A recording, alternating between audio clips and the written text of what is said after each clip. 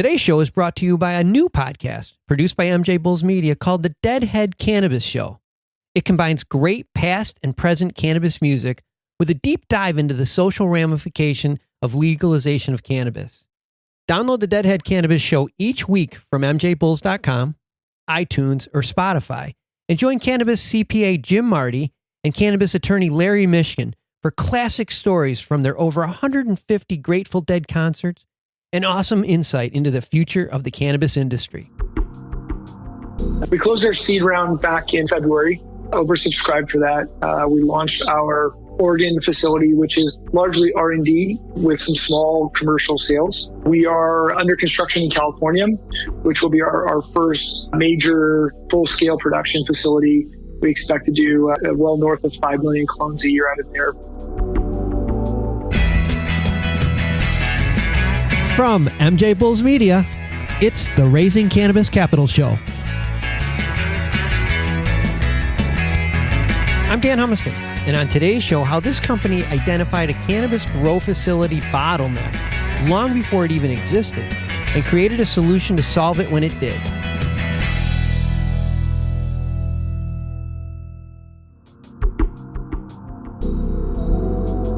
Today in Raising Cannabis Capital, we are joined by Kevin Brooks from Conception Nursery. Kevin, welcome to the show.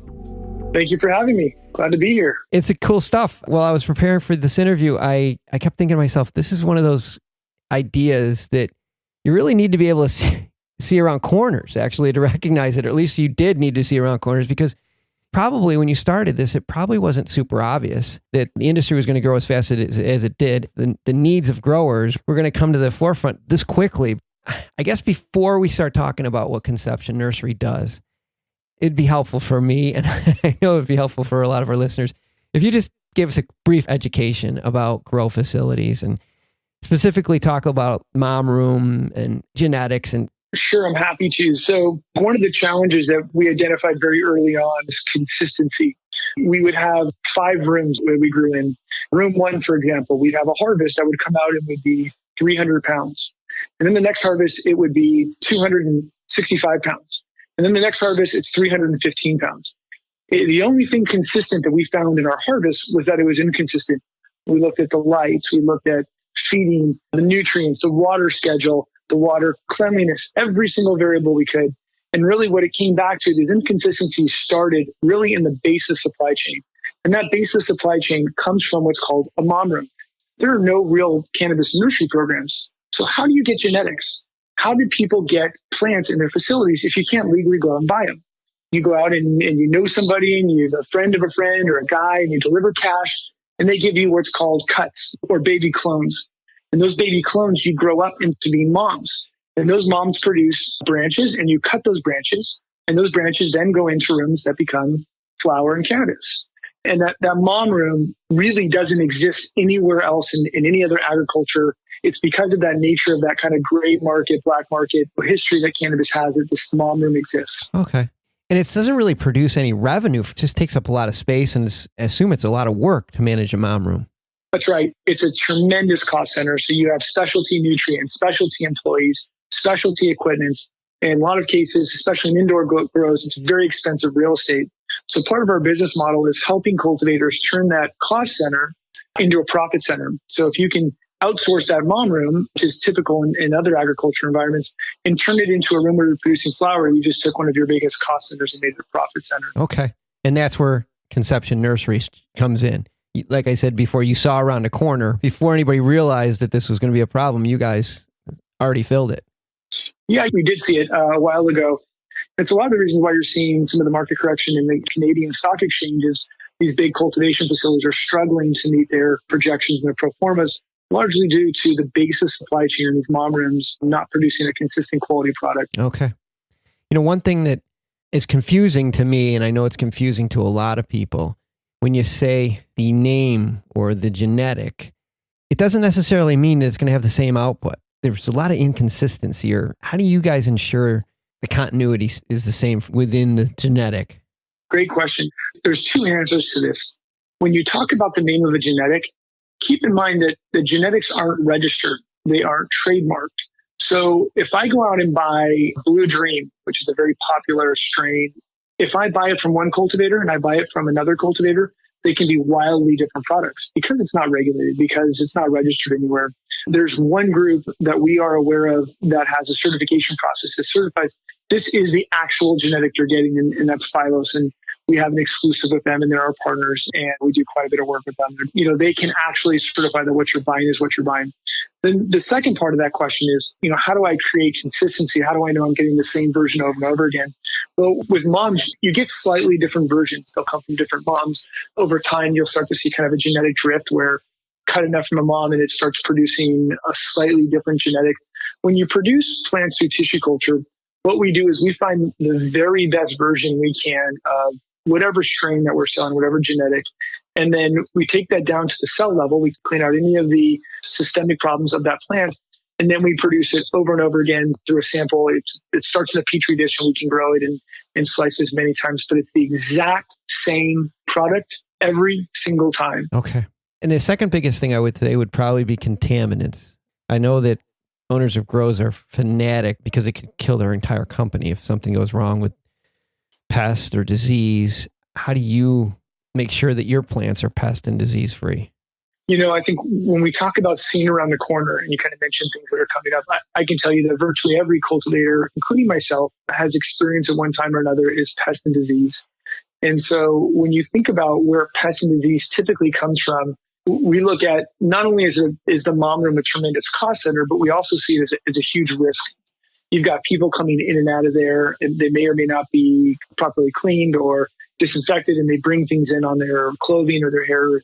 Most of the pest and disease start from that mom room and then carry through the rest of the facility.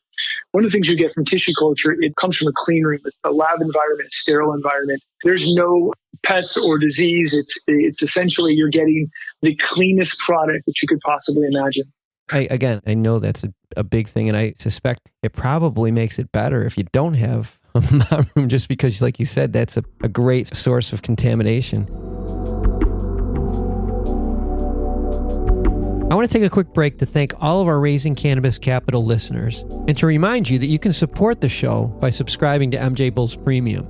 It's only $4.99 per month, and you gain access to all previous Raising Cannabis Capital episodes, as well as all other MJBulls produced podcasts and exclusive content, including companies' investor pitch decks.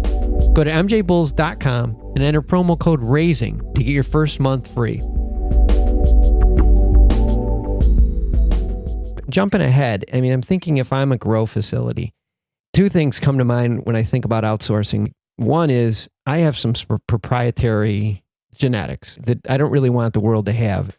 That'd be my first concern. And then my second concern would be I want to make sure that if I need it, you have the inventories there, because now if I don't have a mom room, I'm kind of taking a little bit of a gamble, because if I need inventory and it's not available, I'm sunk. So maybe you can walk us through how you protect us on both of those sides.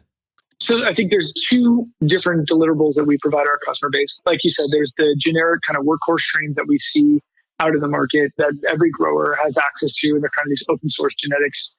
One of the things that we are doing with these plants is we're looking for very specific genetic traits that are pest or disease resilient or drought resilient. We have plants that have been essentially identified as resilient or resistant to those strains or those issues. So genetics that are pest, disease, or drought resistant, or produce a larger yield in a shorter harvest time. So you can get more turns per year, more harvest per year. And those are our elite genetics that we are introducing to the market. Like you said, we have customers that come to us and say, hey, we have these 5 or 6 proprietary genetics. We would like you to take these down and tissue culture them, and then provide us with as many cuts or as many clones as we want throughout the year and store them in a safe place. So as long as we have the proper lead time, we can produce as many cuttings as you like, as many clones as you like of whatever genetics you have in-house. Okay.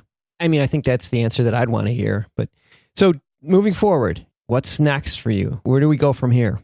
Yeah, we closed our seed round back in February, oversubscribed for that. We launched our Oregon facility, which is largely R&D with some small commercial sales. We are under construction in California, which will be our first major full-scale production facility. We expect to do well north of 5 million clones a year out of there. I'm actually currently in Massachusetts. We're looking at another facility out here. So for us, it's about very aggressive growth. we think that there's a wide open market right now and a huge need. I agree with you. Everyone would agree with you. This is a land grab right now. And you mentioned that you closed your seed round in the spring. Are there or will there be opportunities for investors to participate in? Oh, most definitely. We just kicked up our Series A about a week and a half ago. Certainly anyone is welcome to jump on our website, shoot us an email, and I'm happy to kind of run them through the investment thesis and financials. We'll also have all of Kevin information on our website, MJBulls website, and any investor information will be on that website. So, well, Kevin, good stuff. Good luck with this. Wonderful. Thank you so much. Thanks for having me. It was a pleasure speaking with you. Thanks for listening to Raising Cannabis Capital. To learn more about today's guest or to become a guest, visit our website at mjbulls.com. Today's show was produced by MJBulls Media, with original music produced in part by Jamie Humiston. I'm Dan Humiston, and you've been listening to the Raising Cannabis Capital podcast.